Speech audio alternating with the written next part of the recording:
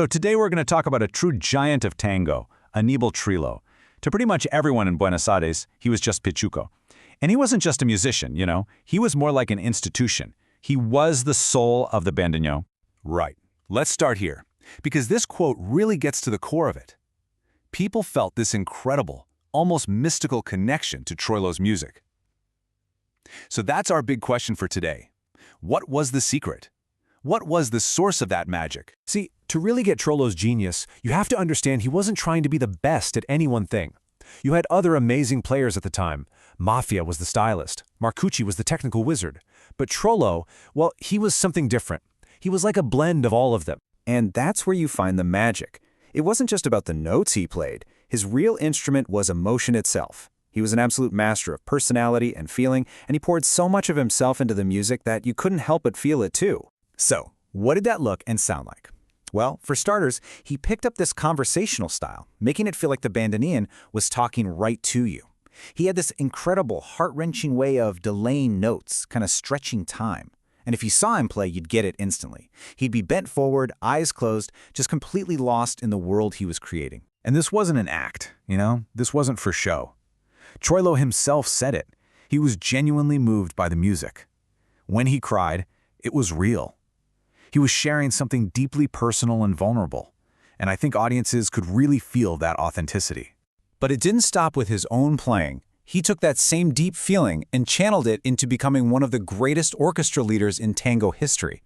He didn't just play music, he built a sound, and he built careers. The sound of his orchestra was just perfect. It was balanced, full of impeccable taste, never flashy or over the top. He had this incredible ear for talent, and he picked the absolute best musicians and singers. But he didn't just hire them. He nurtured them, pushed them to be even better. And he was always in charge, making sure the music was exactly how he wanted it. And his eye for talent? It was just off the charts. I mean, look at this list of people who came through his orchestra. We're talking legendary singers like Fiorentino and the great Roberto Goyeneche. And get this, his pianists didn't just stay pianists. They went on to form their own famous orchestras. Troilo wasn't just a band leader, he was a star maker. So where did this absolute legend come from? His whole life story is a journey, really, starting with a kid's dream and ending with a legacy that's basically immortal. Picture this. It all starts when he's just 10 years old. He hears a bandoneon in a cafe and is completely hooked. Flash forward to 1937, he's leading his own orchestra at the famous Marabou nightclub. A year later, he cuts his first record, and from there, he just dominates the scene for decades, all the way to his final orchestra recording in 1971. And the amount of music he gave us, it's just staggering. 485, let that sink in for a second. That's nearly 500 recordings over his career. Each one a little masterpiece, a window into his soul, and on top of being an incredible player and leader, he was a brilliant composer. He wrote songs that are now the anthems of tango.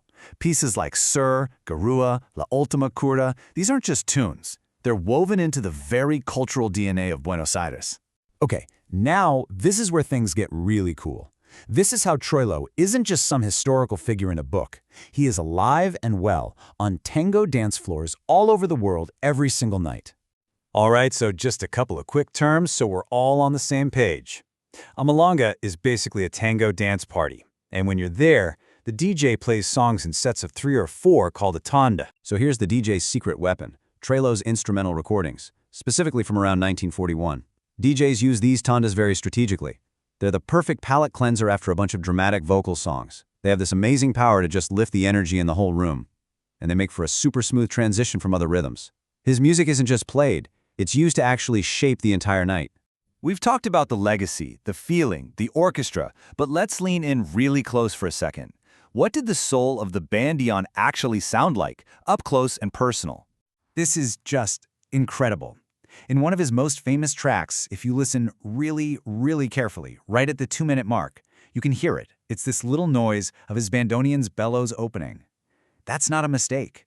That's the sound of the instrument breathing. It's the sound of the master at work. This tiny human detail captured on a record almost a century ago. In the end, it's like you couldn't tell where Troilo ended and the bandoneon began.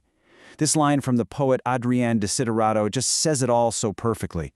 It wasn't that Pichuco died, it was that the bandoneon, after all that time, finally let him go.